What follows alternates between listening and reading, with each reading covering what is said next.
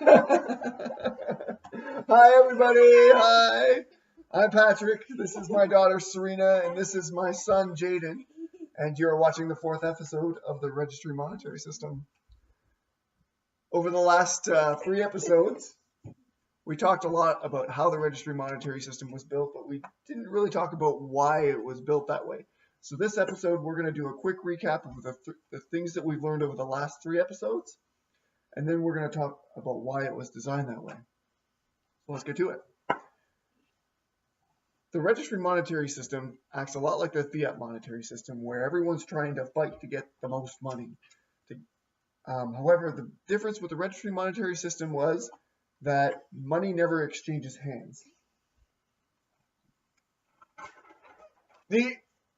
So money never exchanges hands in the Registry Monetary System. Money gets converted from one type to another.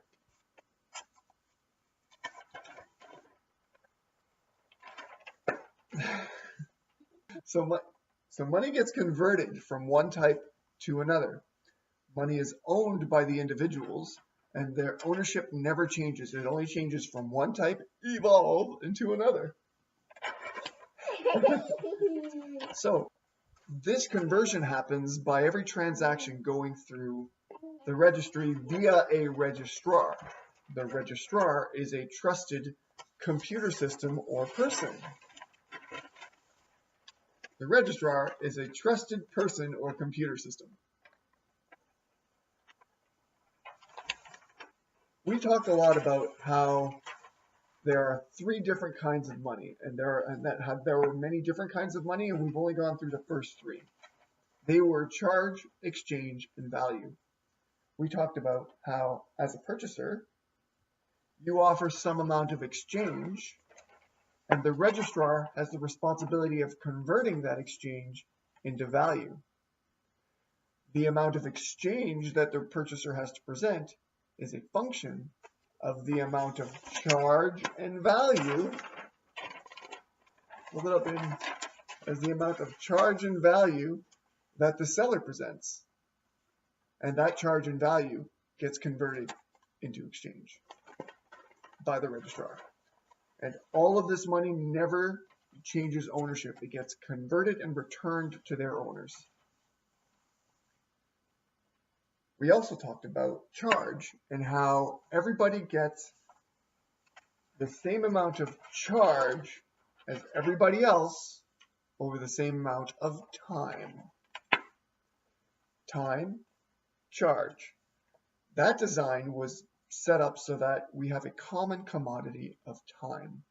This allows the members of the registry to be able to set a value to $1. For example, if everybody gets 24 charge dollars in a day, a single dollar, be it exchange value or charge, is worth about an hour worth of your time. We also talked about commitments and how members of the registry can place commitments to the registrar, and it's the registrar's responsibility to capture metrics on these commitments. We also learned how those metrics of commitment are used to allow the seller to present an amount of charge equal to the quantity of those things of the commitment that the seller is selling. That was a whole lot of words. So that was perhaps the most complicated part in the registry right there, was that how the metrics of the commitment of the supply allows sellers to present more charge per one exchange offered by the purchaser. If this is still a little bit unclear, I invite you to either replay back what I just said or go look at the last 2 episodes, because I do a lot of examples where the seller presents more charge than the exchange presented by the purchaser. Last 3 episodes. I actually never talked about that in the first episode. We only introduced the idea of extra charge per exchange in the last episode. But why? Why the heck would we design the registry in this way? It's so complicated. Well, there's actually a basic idea in the design of the registry, and these first 3 kinds of money help with its implementation. But why was it designed this way? The registry was designed this way under the fundamental premise that we should set up our system, our monetary system, in such a way that we print money in the traditional sense whenever people do things we want to incentivize, and we should destroy money when people do things that we want to deter. Sure, we sort of kind of do that with like taxes and grants and stuff like this, but this is built right into the monetary system. You don't need any political agent to go in and say, yes, this is good, or no, this is bad. And it's built right into the system. This first three kinds of money is part of that. So what is it that we print? Well, we convert more charge dollars into exchange by capturing metrics on the commitment to the supply. But what are we actually incentivizing? We're incentivizing an abundance of things for all members. So how does printing more charge and make an incentive? Well, for an abundance of things, let's do an example. We have John, and he's a baker, and he likes to bake pies. He likes to bake pies.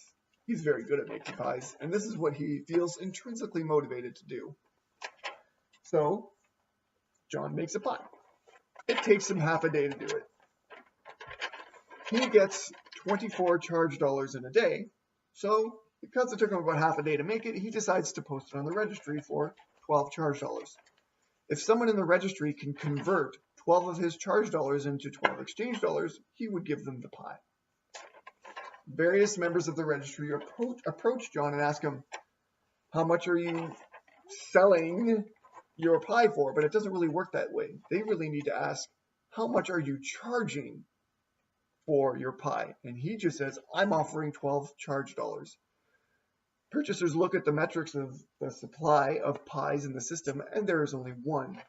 So the purchasers have to present 12 exchange dollars to purchase it. And they're like, whoa, that's way too expensive. I'm not spending 12 exchange dollars to buy your pie, even though it looks really yummy. So what can John do?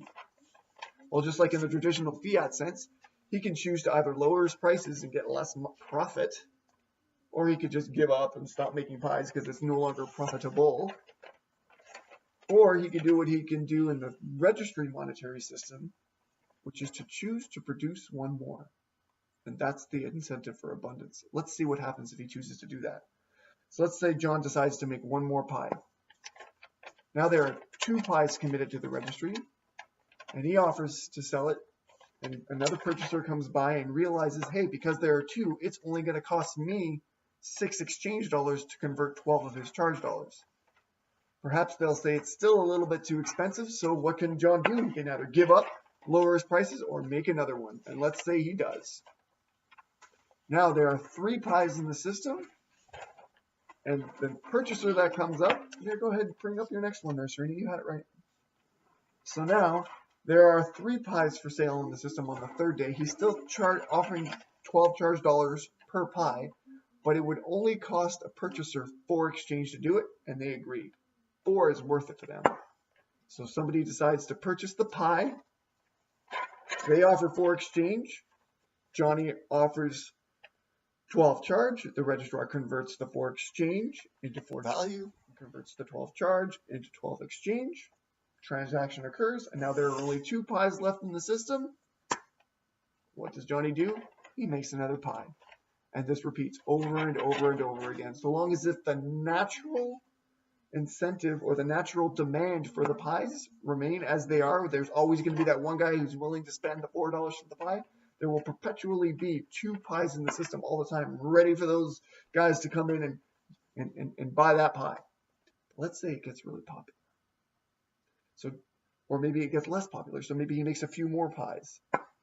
So let's say there's 6 pies in the registry all the time. So now the pies only cost 2 exchange.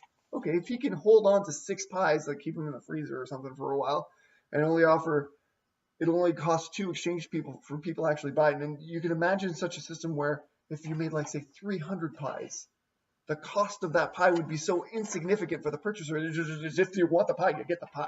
That's it. But now what happens when the pie gets really popular and everybody wants the pie?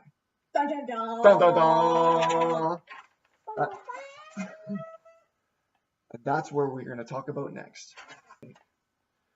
Thank you, Jaden and Serena, for helping me with your drawings in this video, and Jaden for snapping your gum the whole episode, and that it was mustache and crazy hair day at school today, so you even kept that on. Thanks for watching. Stay tuned for the next episode where we'll talk about transient dollars. Bye, everybody.